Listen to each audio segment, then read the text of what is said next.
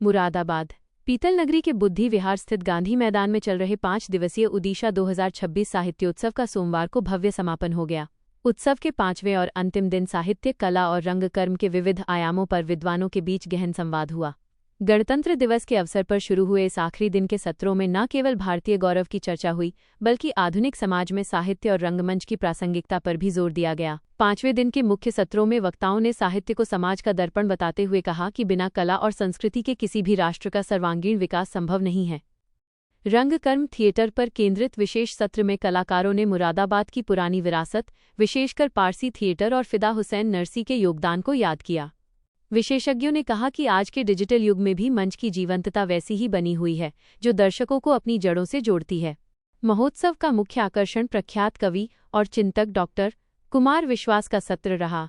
उन्होंने अपने अपने राम के माध्यम से साहित्य और आध्यात्मिकता के समन्वय पर प्रकाश डाला। उनके संवाद ने पंडाल में मौजूद हजारों दर्शकों को मंत्रमुग्ध कर दिया।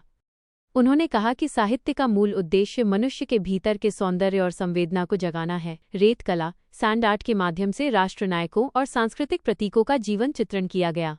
60 से अधिक प्रकाशकों के स्टॉलों पर युवाओं की भारी भीड़ देखी गई, जिसमें गीता प्रेस गोरखपुर के स्टॉल विशेष आकर्षण का केंद्र रहे। छात्र छात्राओं के लिए आयोजित वर्कशॉप में उन्हें अफवाहों से दूर रहकर ज्ञान अर्जित करने और मौलिक लेखन की ओर प्रेरित किया गया। समापन समारोह में मंडल आयुक्त और अन्य प्रशासनिक अधिकारियों ने इस आयोजन को मुरादाबाद के इतिहास में एक मील का पत्थर बताया। आयोजकों का कहना है कि ओडिशा का उद्देश्य मुरादाबाद को देश के सांस्कृतिक मानचित्र पर मजबूती से स्थापित करना था, जिसमें वे पूरी तरह सफल रहे हैं।